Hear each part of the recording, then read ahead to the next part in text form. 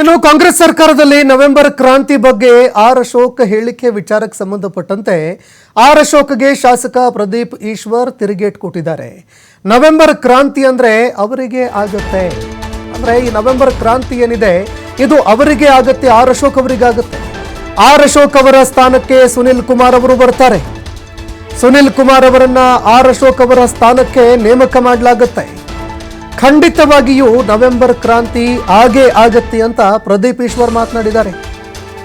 ಇನ್ನು ಆರ್ ಅಶೋಕ್ ಅವರ ಬದಲಾವಣೆ ಆಗತ್ತೆ, ಆ ಜಾಗಕ್ಕೆ ಸುನಿಲ್ ಕುಮಾರ್ ಬರ್ತಾರೆ ಅಂತ ಪ್ರದೀಪ್ ಈಶ್ವರ್ ತಿರುಗೇಟ್ ಕೊಟ್ಟಿದ್ದಾರೆ.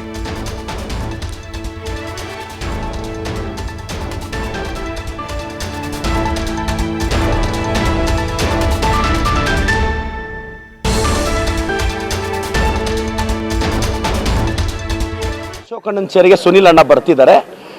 ಸೊ ಖಂಡಿತವಾಗೂ ನವೆಂಬರ್ ಅಲ್ಲಿ ಕ್ರಾಂತಿ ಆಗ್ತಿದೆ. ಸುನಿಲ್ ಅವರು ಅಶೋಕಣ್ಣನ ಚೇರ್ ಕಿತ್ಕೊಂಡು ಹೊರಟೋಗ್ತಾರೆ. ಅಶೋಕಣ್ಣ ಪದ್ಮನಾಭನಗರ ಜ್ಯೋತಿಷಾಲದಲ್ಲಿ ಇರ್ತಕ್ಕಂಥ ನೆಲದ ಮೇಲೆ ಇರೋ ಚಾಪೆ ಮೇಲೆ ಕುತ್ಕೊಂತಾರೆ. ಇದೇ ನವೆಂಬರ್ ಕ್ರಾಂತಿ, ಇದಾಗಿರೋ ಅಗ್ರಿಮೆಂಟ್ ಸರ್. ನವೆಂಬರ್ ಕ್ರಾಂತಿ ಅಂದ್ರೆ ಏನು ಅಂದ್ರೆ ಅಶೋಕಣ್ಣನ ಚೇರಿಗೆ ಸುನಿಲ್ ಅಣ್ಣ ಬರ್ತಿದ್ದಾರೆ. ಸೊ ಖಂಡಿತವಾಗೂ ನವೆಂಬರ್ ಅಲ್ಲಿ ಕ್ರಾಂತಿ ಆಗ್ತಿದೆ. ಸುನಿಲ್ ಅವರು ಅಶೋಕಣ್ಣನ ಚೇರ್ ಕಿತ್ಕೊಂಡು ಹೊರಟೋಗ್ತಾರೆ.